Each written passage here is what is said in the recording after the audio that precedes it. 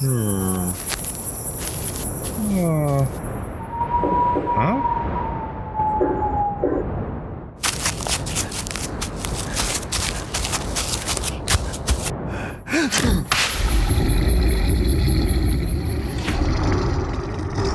You're listening to Cryptid Clues, featuring your hosts, Taylor Field and Reuben Olson.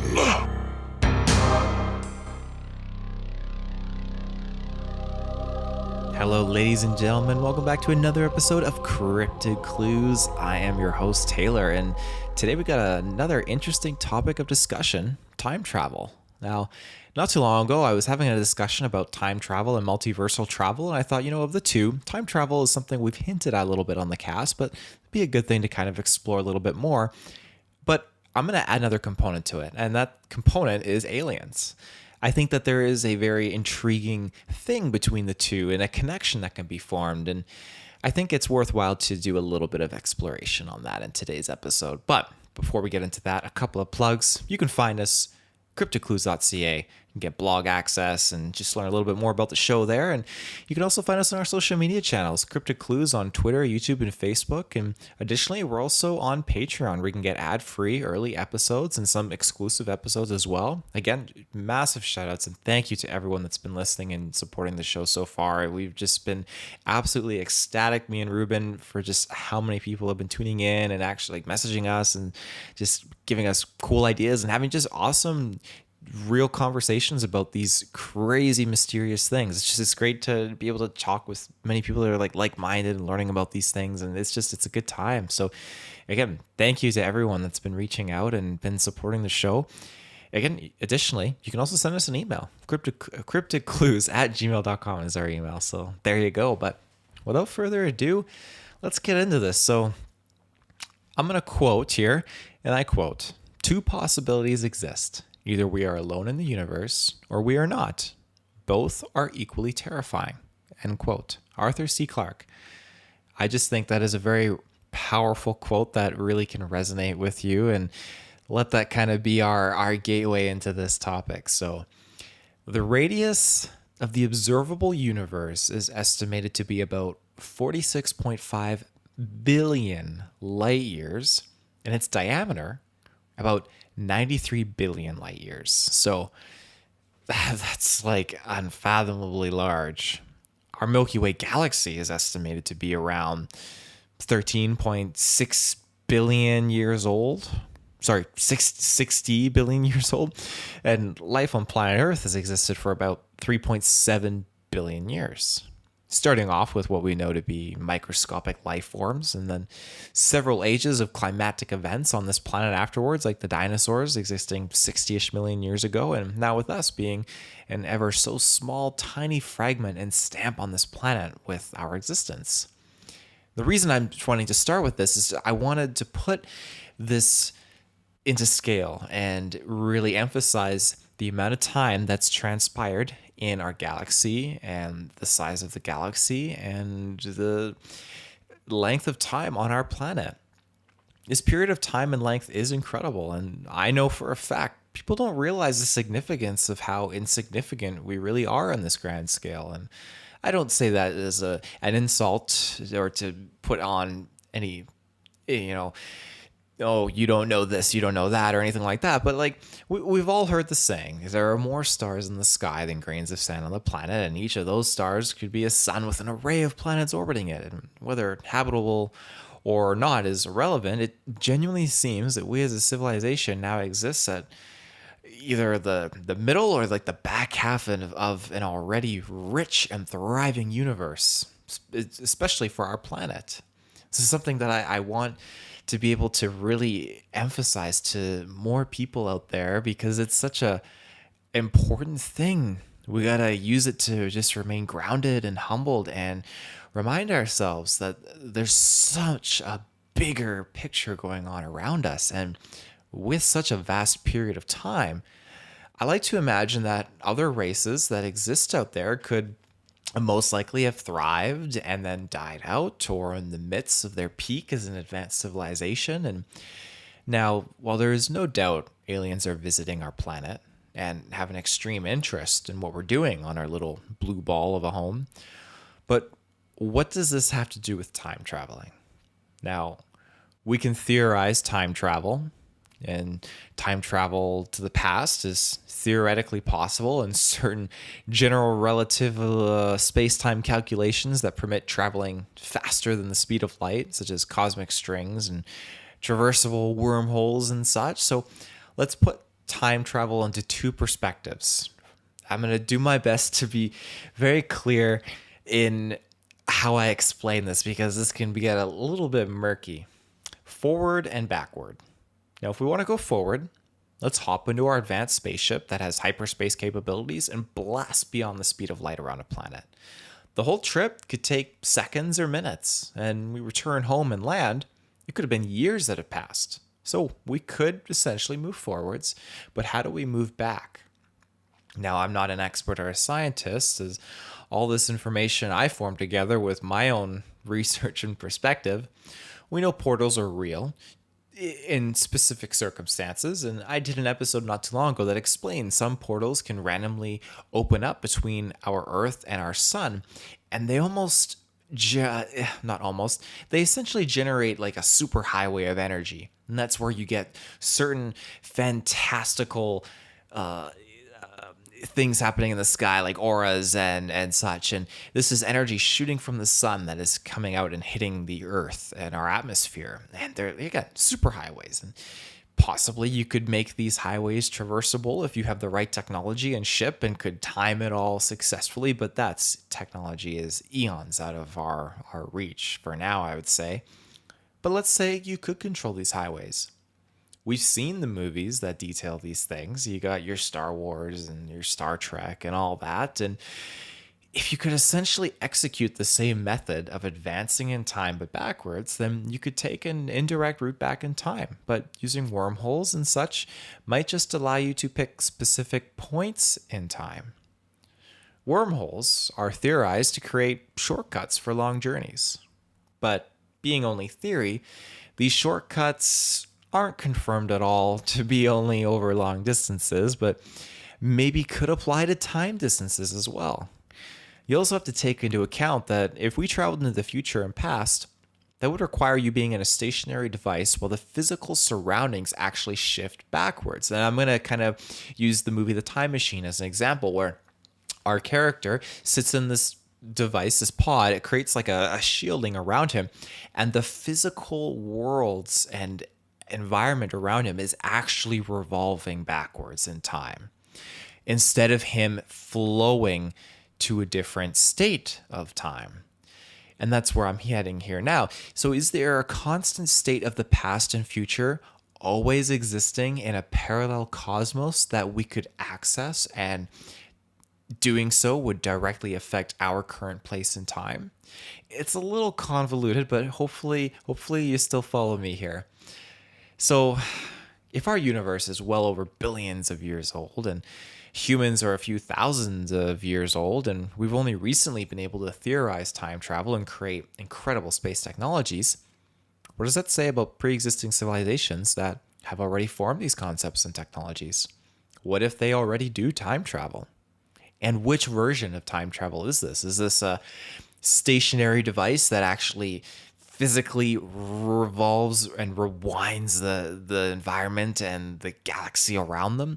Or are they accessing out of time and space and reality and zipping to a point in the past where another component harnessing that previous moment in time is accessed? And they're all these points in time are all moving forward together and progressing, and then more times are created of the past, and those can be accessed. Like, these are the two different variants. That's how I understand it. Now, many people in recent years have come forward claiming to be time travelers, but more often than not, they seem to be like doomsday sayers. They may make a few pretty good predictions, but they'll say the end of the world this day, end of the world this day, and so forth. So what about the ones that aren't? The ones that arrive in this period of time that don't make themselves superbly known, such as flying in their unidentified crafts, UAPs. To help build on this idea, let's look towards astronaut Tim Peake. Now, Peake is a British Army Air Corps officer and European Space Agency astronaut and a former International Space Station crew member. He is the sixth person born in the UK to board the ISS and the seventh UK-born person to go into space. And he is also an advocate for UAPs. UAPs are unidentified aerial phenomenon. Now, having heard from many pilots in relation to this phenomenon, he had a few things that he actually said in some interviews, and I'm going to get to that right after this ad break, so we'll be right back. And we're back. So, in a recent interview with Tim Peake, he was asked about UAPs and went into detail about one such theory, and I quote, "A pilot was talking about potentially, in the future, they've developed time travel. Is it something that's coming back from the future?" End quote. Now, there's a book published back in 2020. Montana Technological University professor Michael Masters, he explains that UFOs are us from the future, and that future humans are actually piloting these unidentified flying objects. And many UFO encounters all seem to be from a, hypothetically speaking, scientific perspective. Again, hypothetically, this is based on the abductions, the flybys in the sky, almost as if it's a humankind study. There are terms for this as well, but we see that when humans execute significant damage and do very dangerous things on this planet, UFOs seem to be close by. Not necessarily interacting, but rather inspecting, overviewing, kind of like the Prime Directive from Star Trek. You're not to intervene, but you are to just observe, learn, take information in. So in short, a prominent rumor is that we're seeing future anthropologists, historians, and even scientists coming back from the future to learn and analyze humanity. So there's some pretty powerful things to boot for that, if you ask me. I mean, if you're dealing with a society of humanity in the future that has hit points where they are regretting it, and they're coming back now to kind of, I guess, deep dive in like, what did humans do wrong at this point in time? Where did we kind of like bite the bullet here? And I mean, take your pick. We've kind of been really butchering things up quite massively and extensively right now, but a good example, and movies are a great reference for these different ideas and concepts.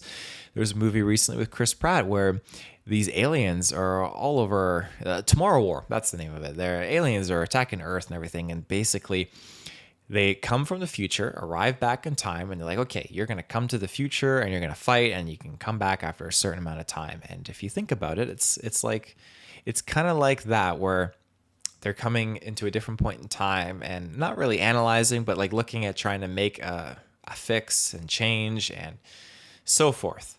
So it's a loose relation, but hopefully that helps kind of create a mental picture of what I'm trying to explain. And I mean, back to Michael Masters, he has a very blunt way of putting it, and I quote, "I think the simplest explanation is that it is us." End quote. So what are we dealing with? Technologically advanced alien races visiting our planet through different moments in time, or is it us? Taking a step further from that, are these aliens humans from the past traveling into the future to our current point in time, or are they from the future traveling back to our current position in time? Such a vast amount of resources used to traverse the bounds of space and time and reality must be warranted for a specific reason, wouldn't you think? Now, I know renowned physicist Stephen Hawking often worked at disproving time travel. And going back even further, there's Albert Einstein, who's poked into the concepts of time travel as well. Michael Masters dubs these time travelers as extraterrestrials and notes that most encounters seem to have aliens as bipedal, hairless, almost human-like beings with big heads, large eyes, small noses, and mouths. Almost as if it's possibly us that has just hit some massive deformity or change in our future. Going a step further as well, these creatures for the most part seem to be able to communicate with us in our own language and have harnessed technology more advanced than our own.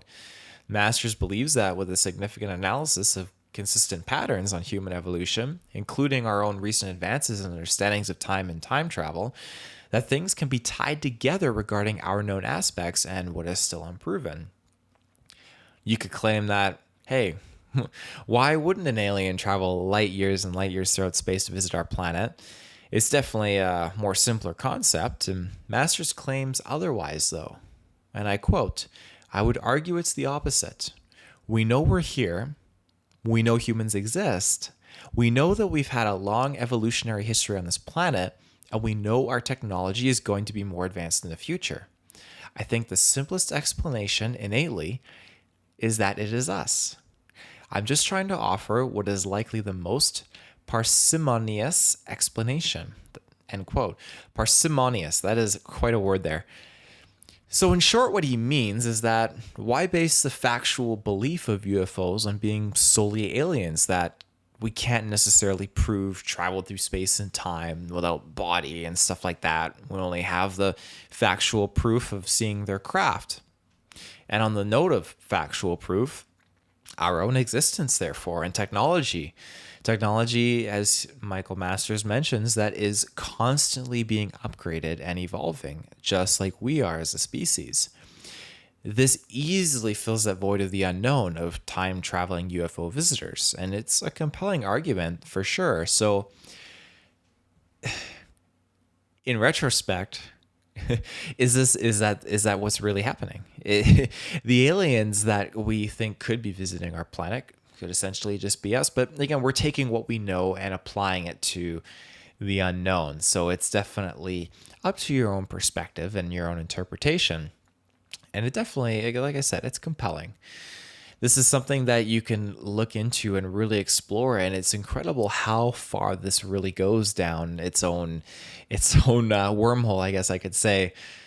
There's lots of different topics of discussion and rumors that I've seen and articles talking about how the governments of the world have devices that let them travel through time, and that they have gone further ahead and they've seen how humanity ends up, and so they've been trying to shape and change it, and that the world then timeline that we're in now is basically the prime timeline. And these powerful people travel to the future, see the mistakes that are made, and so they come back and then they try and, I don't want to say manipulate, this is definitely a very serious conspiracy, but they try and change and warp things and kind of groom people into specific positions to try and coax along the narrative that we're in, to try and change and lead us to an alternative reality from the one that they're seeing in the future that they don't want. Whether that reality is us destroying ourselves or aliens coming to invade, I can't speak to that. But what I can speak to is we are being visited. These things are real. I know I've had my own sightings that have occurred, and they don't wage war. I mean, at least not yet. They're not engaging in massive destruction and conflicts. Like they're here, and it seems to be more and more prominent as a scientific exploration and analyzation of our planet and our species. Like they're coming here, and they may do things to certain people and take people away, but at the end of the day, it just seems more like it's a curiosity component. Now, I know personally I don't want to be abducted. That's definitely not something I would want. And I tell my wife, we poke questions like, oh, would you rather see aliens or see a Bigfoot, and vice versa with other things. And I think like of all of that, I don't know if I'd want to see aliens, because if you get on their radar, then there's something very significant as to why you're on their radar. And if they, again, travel through time and space to come here and they target you, then there's something bigger going on there. But are you a key in saving future humanity because future humans are traveling back in time? Or are they humans from the past? I know I mentioned this prior. And let me elaborate a little bit more on that. Like if you're looking at humanity from the past, I'm not talking caveman humans or humans in the Middle Ages that built like some iron, steel, copper, bronze time machine. I'm talking ancient humans. I'm talking Atlanteans. I'm talking very, very old school stuff with technology that is kicking around inside Mount Shasta stuff. And you're getting these kind of advanced humans that created something, and maybe they've traveled to where we are now just to see what's kicking and see what's going on. Maybe they're here to explore and see how they can change what information they leave behind if they're dying out and they're passing the torch onto the next generation and civilization of humanity. Like, there's so many possibilities and questions, and hopefully we do get a little bit more answers on this front. Now, if an alien ship lands and a little green fella walks out, or a little gray, by all means, it doesn't mean that this theory is quashed. There's a whole variety of different sized spaceships flying around in the sky with different lights and sizes and dimensions and everything. So the concept is there. And just because one ship lands and it's a human that comes out and says he's from the future, doesn't disregard that another ship could land and could be an alien. So that's something that really made me want to dive into this and really talk about it, because there's so many openings to this theory, and it was just a very interesting thing to explore. So hopefully this has been a very enlightening topic for anyone listening to this episode, because I was just in discussion talking about multiversal travel, time travel, and I thought, well, if we have people that are time traveling, like, there could be so much more to it. Like, what if aliens are actually the ones that are time traveling? And it's fascinating. And this is something I'm going to be exploring more. I always say this, like, I'm going to dive into this with Reuben, and I usually always do, like, Reuben, like, check this, like, send information over and all that. So I hope you enjoyed this episode, and I'm very curious what you think. If you have any insights and thoughts as to what these time travelers are, if these UAPs or UFOs flying in the sky are alien time travelers, human time travelers, or just space explorers that are just visiting our planet and inspecting it, deactivating nukes, and just being worried about our planet and what we're doing to it, let me know. I'd love to hear your thoughts on it. You can send us an email at CryptidClues@gmail.com, and you can find us on our social media channels, Twitter, YouTube, and Facebook, and again on our website, CryptidClues.ca. So I hope you enjoyed this time, and me and Reuben will be back next week. I believe we're going to be diving into the Men in Black, so it'll be a good follow-up to this episode, diving much more into the aliens and the conspiracy side of things, and just how the Men in Black are related to the alien phenomena and UFO phenomena around the world. So definitely tune into that. And until next time, I'm Taylor, and thank you for tuning in. So stay safe and take care.